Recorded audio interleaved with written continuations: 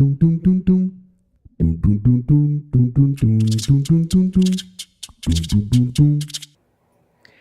witches, I just wanted to let you know, I have tried recording this video twice now. Twice!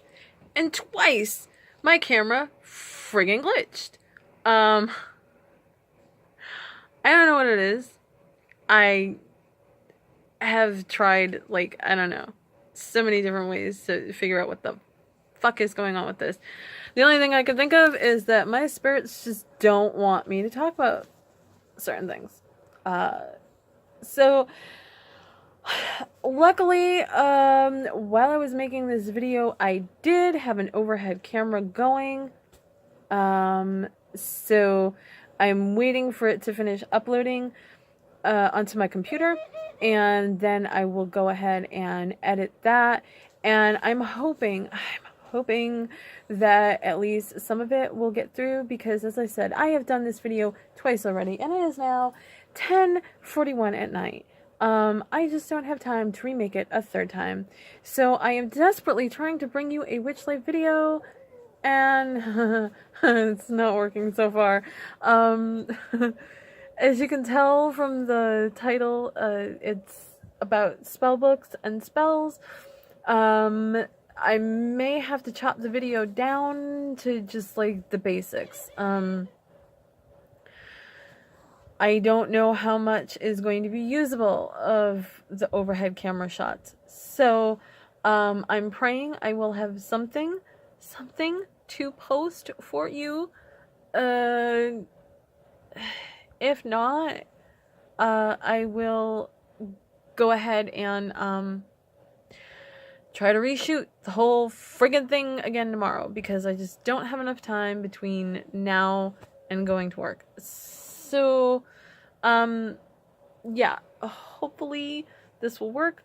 And if the video is a little cut down and choppy and stuff, and you're wondering why it's all overhead and not my face, that's why. So, hopefully I will have a video for you today. If not, I will have a video for you tomorrow. Thanks, guys.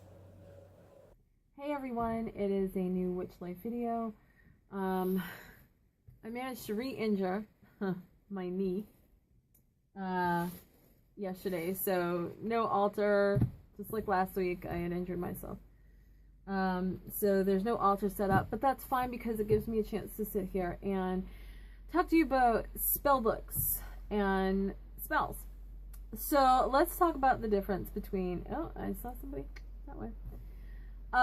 So let's talk about the difference between spell books, Book of Shadows, and grimoires. Now, some people will say, oh, those are the same thing, and they are not. So a spell book is cutesy bootsy little thing, white witch spells, observations, whatever. Book of Shadows is a little darker. It is more gray magic, maybe a little black magic. These are the type of books that, unless you're training somebody to follow in your footsteps, unless you are feel confident enough that they can handle your spells and stuff, this is the type of book that would have to be destroyed upon your death. Simply because there would be stuff that maybe some people shouldn't attempt. But as long as you can hand it into trusted hands, then that's fine. So that would be a Book of Shadows. Now, a grimoire is a very dark book. It contains everything. Not only observations, but personal spells. And it contains knowledge about dark matters. And even if you are training somebody, it doesn't mean that they would be strong enough to control the things that you were able to control. Like for me, for instance, I am able to open portals to both heaven and hell. I am able to control demons. I am able to entrap spirits, devour spirits. I'm able to do all kinds of things. Does it mean that there are not others like me out there? No, it doesn't. Does it mean that I'm likely to meet somebody like me and train somebody that has that kind of power? I would believe that would be so. And even if I did meet somebody that had some power, I would still be too afraid to teach them certain things that hi, whoever that was, I would still be afraid to teach them certain things. And that is why my spell book, when I die, needs to be destroyed. It cannot be passed to anyone. Especially if it would get into the wrong hands, it could cause massive problems. So that is what a grimoire is. It belongs to the most advanced type of witches, warlocks, voodoo priestesses. Although they really don't use grimoires, but that is what the difference between the three are. Now, one of the things that I've talked about, if you watched my video, Getting Started in Witchcraft with Books, one of the very important books that you will ever need, and as I show you how to construct spells, you will understand why this is such a necessity. It is from Scott Cunningham, and it is called The Complete Book of Incense and Oil Brews. Okay? Now, you're like, well, I don't want to make my own incense. I don't want to make my own oil. I'm not really into that. I don't want to make soap or tinctures or anything. That's fine. But that's not why this is the most important book. At the very end of this book, they have elemental substitutions. They have what you can look up for, like, say you want to herbs for exorcisms. It goes down the list of herbs of exorcism. Herbs for happiness. It goes down that list and lists that. For love, healing, health, luck, money and riches, power, magic. So it gives you the list of herbs that you would use. So when you are assembling a spell, and say you wanted to do like a money spell, and you're like, okay, so what can I use for a money, what herbs can I use for a money spell? There's allspice, almond, basil, bergamot, chamomile, clove, dill, elder, galangal, ginger. Now, some of these are like household items that you may have in your house. You may have basil in your house. You may have dill in your house. You may have ginger. You may have nutmeg, peppermint, sage. You may have vervain capsules in, as like a vitamin supplement. You may have those in your cabinet. So these are all things that you can and orange.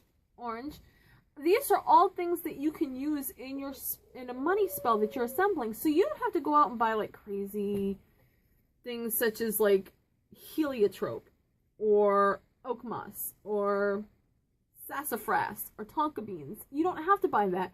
There are household stuff that that you have in your cupboard anyway that you can use for this. So this is an invaluable book because you could say, well, oh crap, I need, my card just broke down. I need to do a money spell. You can go in your cabinet and be like, okay, I have, this, and this to do this spell. Let's do it. So this is an invaluable book. If you can go on Amazon, buy a used copy. I know that they're still selling this in the bookstore, so it's still in print. If you can go on Amazon and get it like a used copy for cheap, even better. This is so important. If you choose to like follow along and learn how to put together spells, from scratch, because that is what I'm teaching. I mean, you can go out and buy any spell book. I have spell books that I bought when I was a new witch, just starting out, and I like read the spells now, and I'm like, are you shit? What the fuck is that? That spell is, and I see them behind me.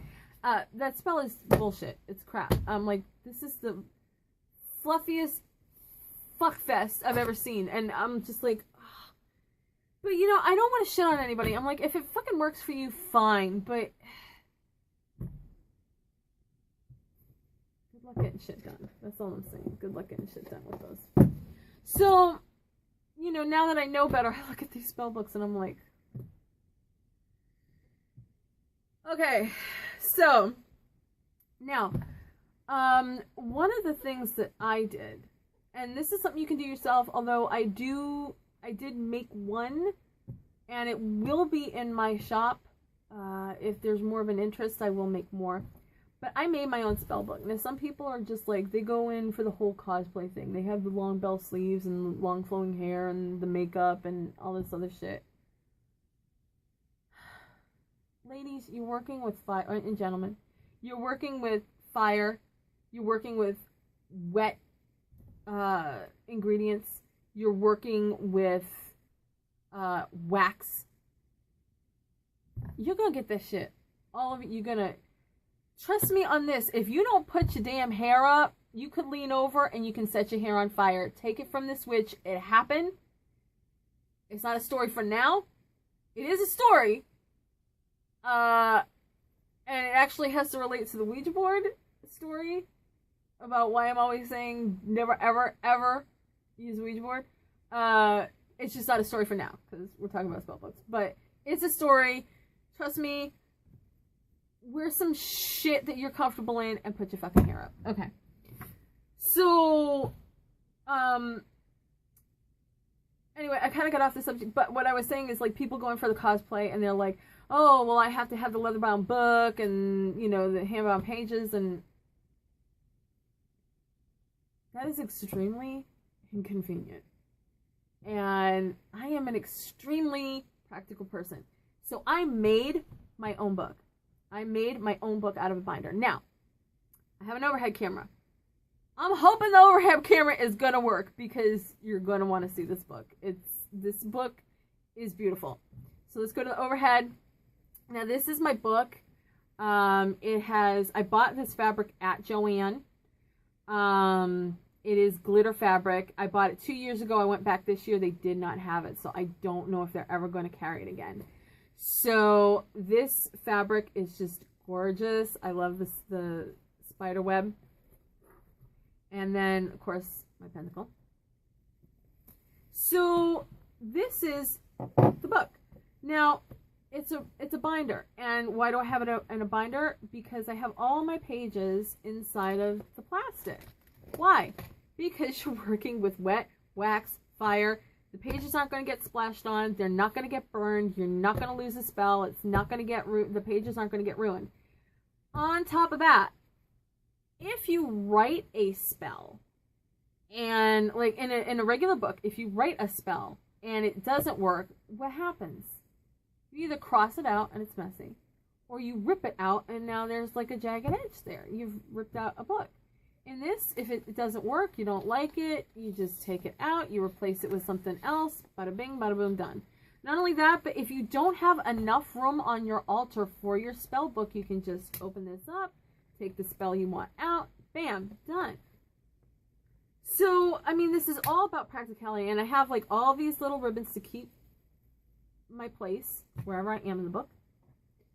So, it's all about practicality. And that is why I created my own book like this. And that's why I created another one for anybody that might be interested in it. If there is an interest, I will create more. So what I want to do right now is I want to open this up.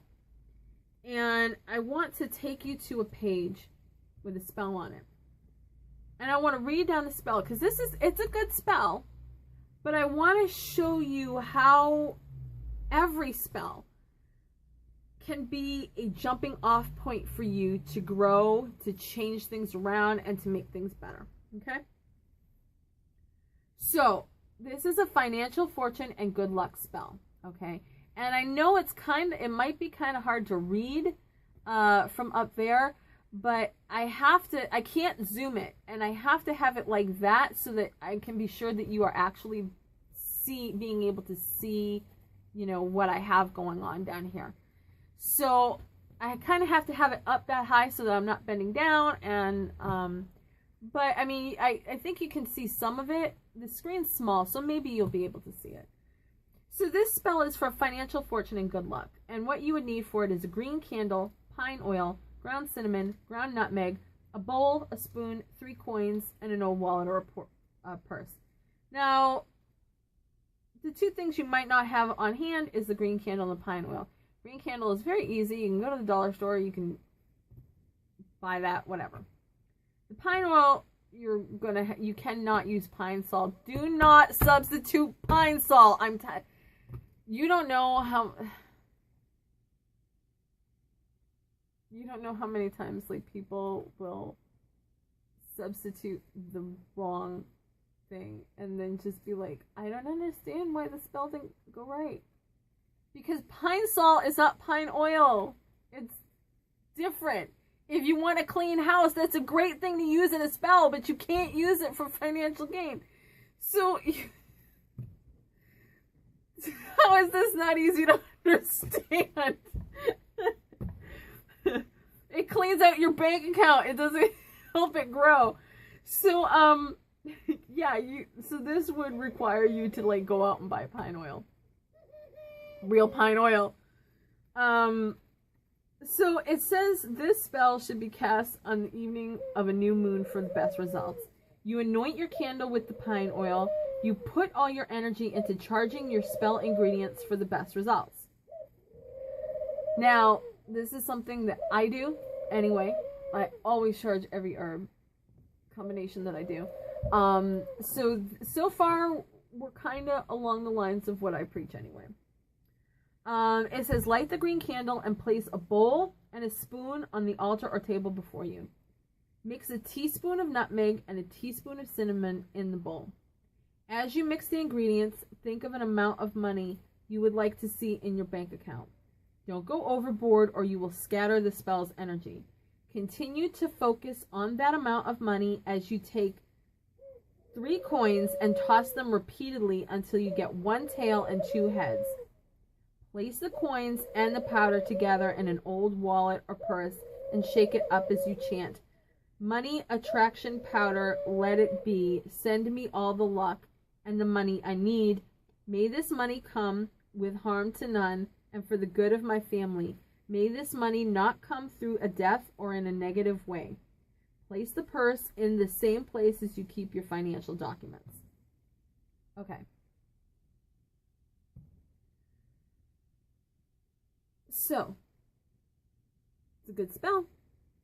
It's a good jumping off point, and if you're a brand new witch and you're unsure of yourself, following this isn't a hard deal. What would I do differently? There's a couple of different things that I would do differently. Green candle, always use that for money spells. That's a given. The pine oil. I wouldn't use the pine oil. Honestly, I kind of hate using any oil because it gets just so friggin' messy.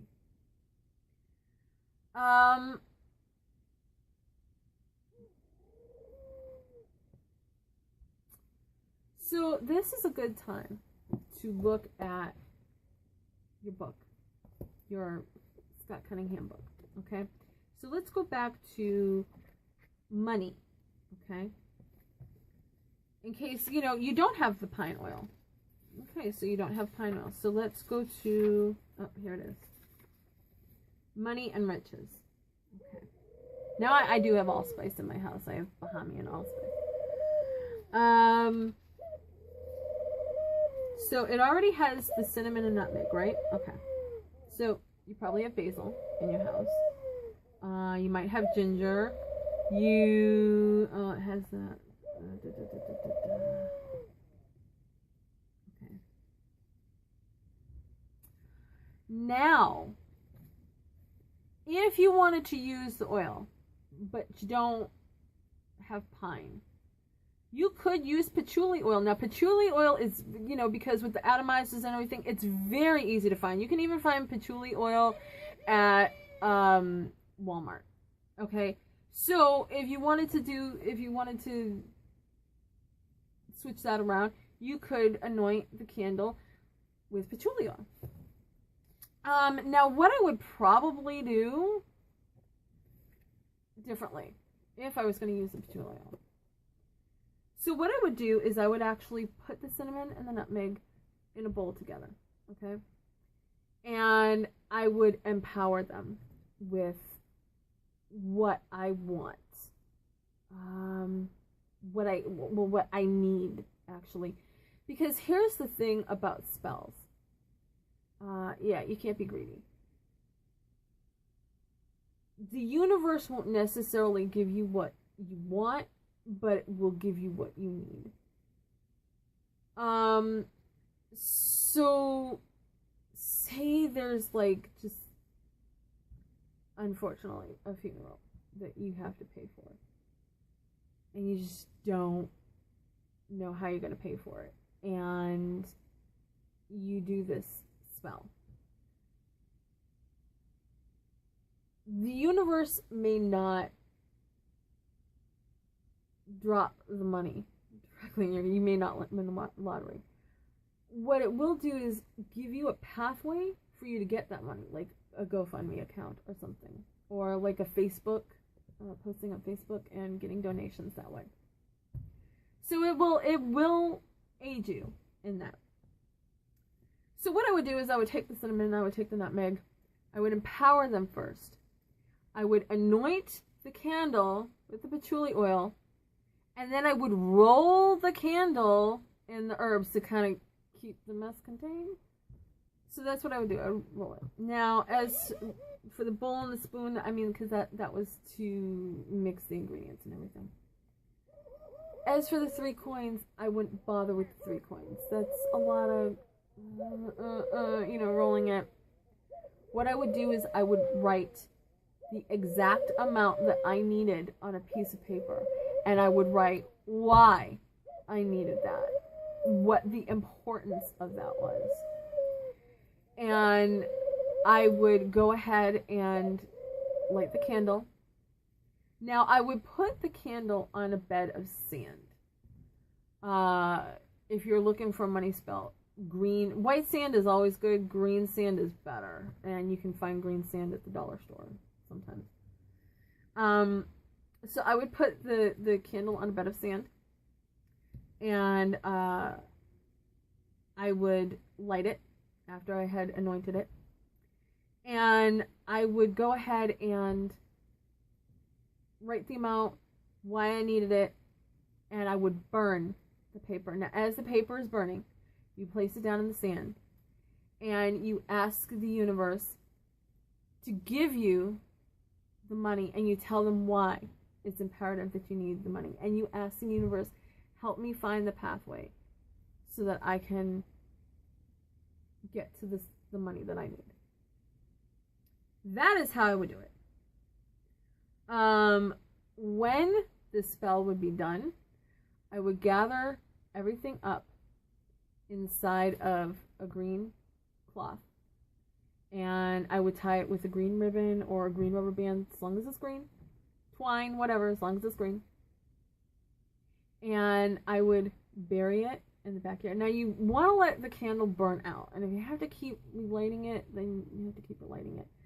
I will let the candle burn out, and then you dump everything into the piece of green fabric, put it up, and then bury it in the yard. You never throw anything away, because then you're throwing away your spell. You have to dispose of it, and a lot of times there's a lot of witch holes. You'd be surprised when you start digging up a garden of like a witch. You know, you heard somebody was a witch, you start digging up their garden, you're going to find a lot of witch holes. Trust me, because that's how most witches get rid of stuff. So, that is what I would do. So that's the original spell, and this is how I would change it around. And that is why I said, like pine oil, and, the common misconceptions of, oh, well, I don't have pine oil, I can't go out, I can't afford to go out and buy it, so what can I, change it for? That is why this book is so important, because think about it. you're thinking, where the hell am I going to get pine oil? But you can substitute it for patchouli, and you're like, oh yeah, there's patchouli oil at Walmart. No problem. So, yeah. I mean, of course, nowadays, you can just buy everything on the internet, but then you have to pay for shipping. So, so that is, you know, part of the way that you're going to look for things. Another good thing to reference if you're trying to figure out what god to go online and look up pantheons, like whatever pantheon you're in. Like say you're in the Norse pantheon, you say, okay, well, I need to do a spell for home renovations. So who is the god? So you type in, who is the god or goddess, the Norse god or goddess of the hearth in the home, and then you find out, okay, so it's this one. So now we have, so then you write down, okay, so I'm going to have to make an offering to this god. So then you have to look up that god. You have to find out what things are sacred to that god, what do you normally offer to that god. So then you have to make that offering to that god when you beseech them to help you do this certain project, do this certain thing, what have you. And then on top of that, then you have your spell that you want to do. So like for instance, like the financial fortune and good luck, that's a great spell. If you want to hedge your bets and you're in the Roman Greek pantheon, you would make an offering to Fortuna, the goddess of good fortune. So what you would do is you would look up Fortuna, you would find out what would be sacred to her, and like a lot of times it's like sink of oil, Job's tears, beans even, I think. So to hedge your bets, you want to make an offering to that god as well. Just like they used to do back in the old days, and you know, they want a good harvest, they go to Hestia and they sacrifice a goat. And I'm telling you, do not sacrifice a goat. I'm going to be very angry. However, there are other things that you can give her, and that will work just fine. So that is basically what you would do if you were putting together your own spell. So you can take a base spell, and you can either run it that way, or you can tailor it to your need, to your specifications, to your circumstances, and make it more personal. And when you personalize the spell, you're going to have a better chance at it. Because this is a stock spell, and that's fine. But a stock spell gets stock results. Just remember that. So, as you're starting out, getting a good spell book is a good idea. And as you become more confident, as you learn more, you see these spells and be like, well, if I did this instead of that, it might give me a better result. If I said these words instead of just this chant, if you tailor what your intention is to you instead of just what's written there. The thing is, and my spirits said this, they said it's pageantry, but it's pageantry to get you to focus. The burning of the herbs, especially like the chant or the intentions, and when I say intentions, that's when you verbalize what you want. It's to get you to focus your energy, to empower what you want done. And then when you're done, you take that energy, you release it out into the universe, and that is how you get the spell done. And that's why it's so important for you to make your own spells, to tailor your own spells. But I understand that when you're starting off, you don't know where to go.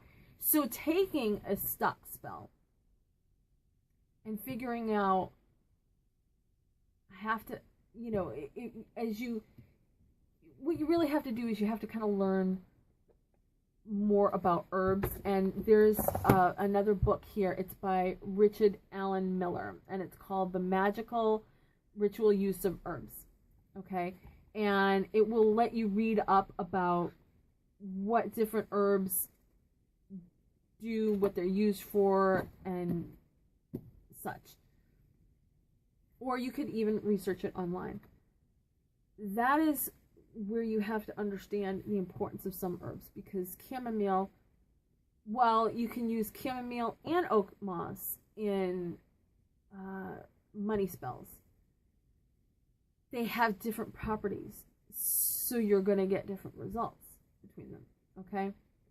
So you really have to understand the intricacies of why chamomile would be used and why oak moss would be used, so you can tailor your spells down. And you can zero in on exactly what you want. And then once you've got that figured out, then you write it down, then you put it in your book, and then you're good to go. Now you've already started your spell book. Now you've already started your Book of Shadows or your grimoire or whatever. So,